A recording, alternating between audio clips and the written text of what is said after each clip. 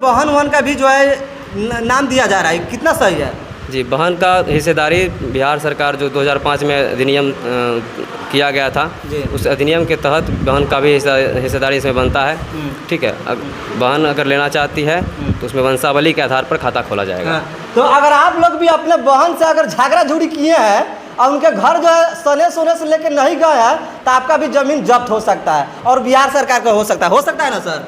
जी, मतलब वाहन अगर राजी नहीं हो तो उनका जो है वंशावली तो नहीं बन पाएगा ना? जी, वाहन राजी होगी तभी मतलब कि रैयत जो भी चाहेंगे वो अपना ये एफिडेविट करवा के वाहन का अपना दे देंगे। तो वो नहीं लेना चाहती है तो नहीं ले सकती है, लेकिन अगर वाहन लेना चाहती है तो वो उस वंशावली के आधार पर हम लोग वाहन का नाम डालते हुए खाता खोलेंगे।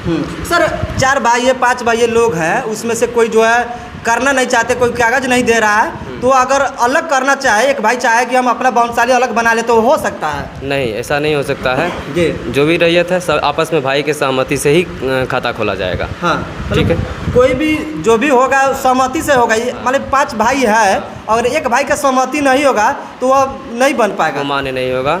वो सब भाई का सहमति होना आवश्यक है। सर क्या क्या लग रहा है इसमें?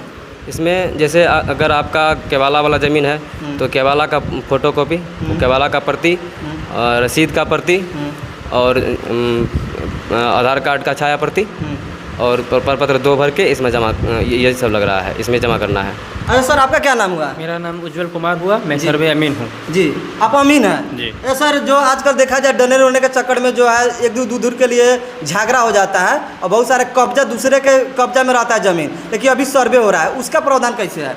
उस ज़मीन को हम लोग स्पॉट पर जा कर के देखेंगे। हम लोगों को जो मिलेगा ज़मीन पेपर में, उस पेपर को मैं वेरीफाई करूंगा जा कर के कि उस प्लॉट में जितना ज़मीन है उसको क्रॉस चेक करूंगा। और उसके बाद जो ज़मीन उनका है उनके लिए उनका जो जितना ज़मीन होगा वो उनको मिलेगा, बाकी वो ज़मीन शेष जो बच जाएगा वो बिहार सरकार के नाम से खाता खोला जाएगा। जी सर, कहीं ना कहीं देखा जाए तो विवाद के चलते जो है पहले ऑनलाइन हो रहा था जब बंदी में, तो ज़मीन है किसी और के नाम पे और ऑनलाइन में किसी और के नाम पे कर दिया गया, उसका प्रावधान किस प्रकार से? इसके लिए मूल रूप से हम खतियान को दे करके चलेंगे, खतियान को रेफरेंस पॉइंट मान करके ही हम चलेंगे और उस खतियान से लेकर आज तक के उनके जो जीवित वंशज होंगे उस ज़मीन को देख करके बंटवारा के सहित हो करके फिर इस तरह से उसका किया जाएगा, समाधान किया जाएगा। बाप दादा का जो ज़मीन है खतियानी ज़मीन, उनके खतियानी ज़मीन को उठाकर अभी उनके जो पुत्र होंगे उसके उठाकर तब देख कर तब मैनेज किया जाएगा।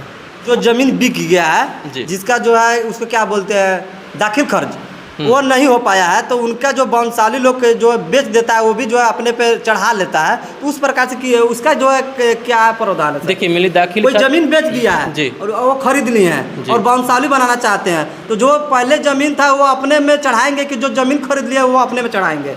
देखिए, मेनली तो यही अगर दाखिल खारिज मेनली दाखिल खारिज तो करवाना है, सब आदमी को करवाना है, लेकिन यहाँ के केस देखा जाएगा कि दाखिल खारिज बहुतों का नहीं है। ठीक है, गड़बड़ी है, बहुत गड़बड़ी है। लेकिन ये है कि जो मेनली है कि दाखिल खारिज आप लोग करवाएं, ये मेनली इम्पॉर्टेंट है। डिपार्टमेंट्स भी है दाखिल खारिज करवाएं, लेकिन हम लोग इस सर से अगर बात करते हैं कार्यालय जो सर से, अगर सर बोलेंगे कि अगर दाखिल खारिज जिसका नहीं है उसका ज़मीन का भी वो भर के दे सकते हैं, तो आप जमा सबमिट करेंगे। ऐसे मेनली आपको सबको सबमिट करना है। ठीक है, सब करना है, सबको सबमिट करना है। उसके बाद देखा जाएगा, जो भी डिपार्टमेंट का ऑर्डर होगा उसके हिसाब से भी बताया जाएगा इस तरह से।